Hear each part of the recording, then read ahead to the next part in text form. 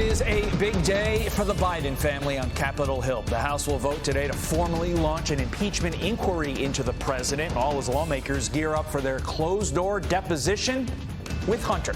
You're watching Fox and Friends First here on a Wednesday morning. I'm Todd Pyro. Carly Shimkus is off today. Hunter and his legal team still have not confirmed if he'll be there at 9:30 this morning since he insisted on a public hearing. But Republicans say there will be consequences if he's a no-show. Brooke Singman here to break down this very busy day in D.C. Hey, Brooke. Hey, Todd, that's right. It's set to be a family affair on Capitol Hill today, starting with the impeachment inquiry vote, which House Speaker Mike Johnson argues isn't just valid, but vital to getting to the bottom of the Biden family's foreign business dealings.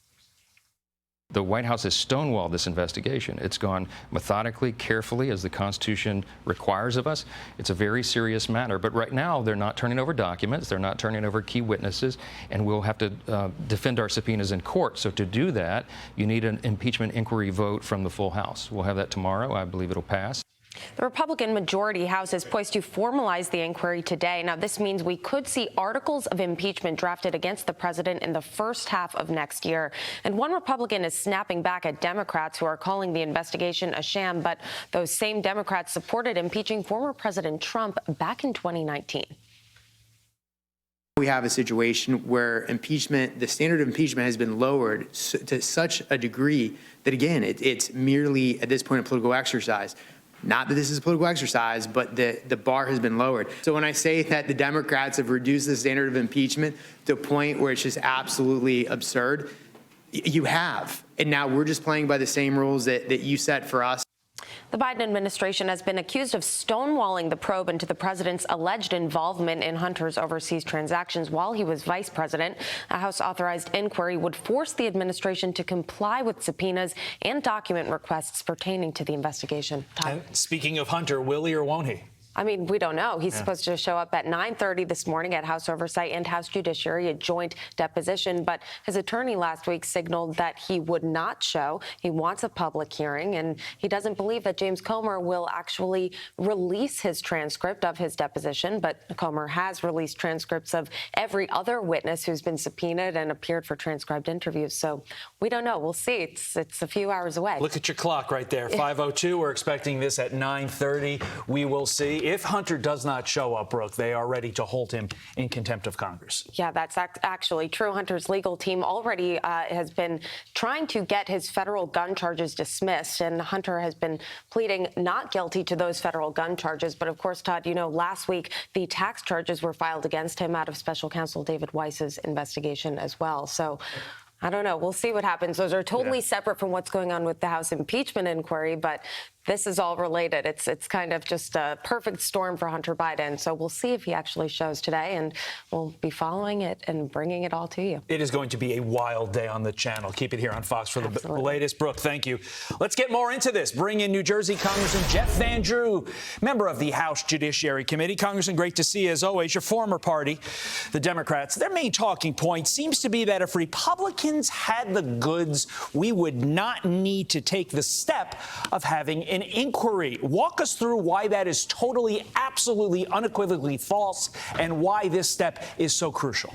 It is false. Let's be clear here. There is a lot to look at here. There's a lot we've already found, but we are going to cross every T. We're going to dot every I.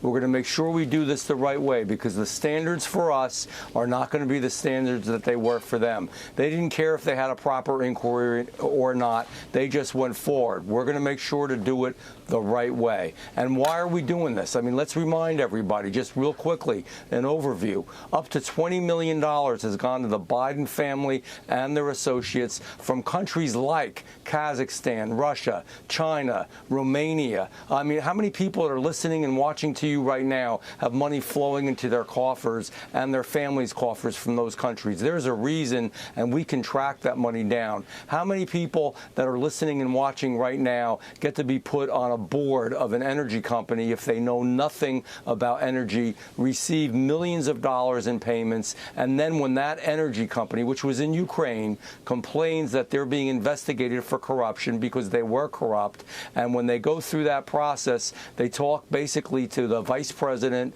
Joe Biden at that time, who was listening in on the conversation, was literally up to his ears in these conversations, at least 20 of them. And then he goes to Ukraine and says, hey, guess what, folks? You're not getting any money until you get rid of this prosecutor. When do we go and tell other countries to get rid of a prosecutor that's looking into corruption? When do you hear an issue when the Department of Justice didn't do its job, and because it was because of Vice President and now President Biden's influence that they slow-walked charges until the statute of limitations was over on Hunter Biden, and then they had a sweetheart of a plea deal that we've never seen before. The judge was aghast, basically, and said, I can't go for it, removing basically all the charges, letting him go free on his gun charges, on his tax evasion, and all of the issues surrounding that. And that fell apart in court, so now they're actually going forward. When I say there's smoke, there's fire. Man, there's so much smoke,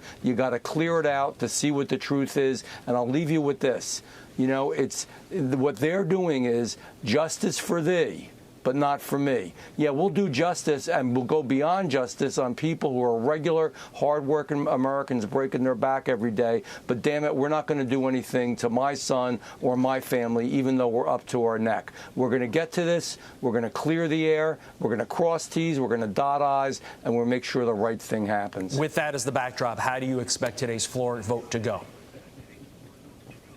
Well, it's always going to be close simply because we have an extremely narrow majority of a few people. But I believe it's going to pass. However you feel about impeachment, we must understand this. This is an impeachment inquiry, which in plain English means we want to get to the truth. We're not doing the impeachment yet.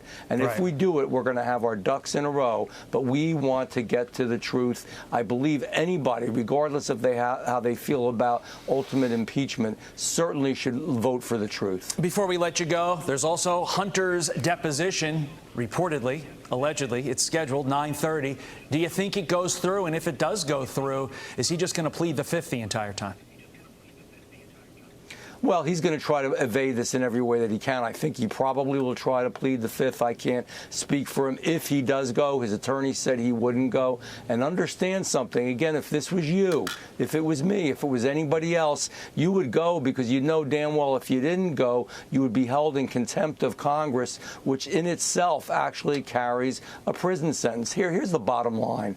If you've got nothing to hide, if you've got nothing to worry about, if you've done nothing that's wrong, you're going to be be pleased as hell to go because you're just going to tell the truth and you have no worries. I don't think that's the case here. I say this twice a day sometimes. Congressional subpoena is not an evite for a holiday party. It's not something you can click yes, no, or maybe. It's a legally enforceable document, and he has to show up. Otherwise, there are consequences. Congressman Jeff Van Drew, busy day for you. Looking forward to seeing what happens. Thank you, sir.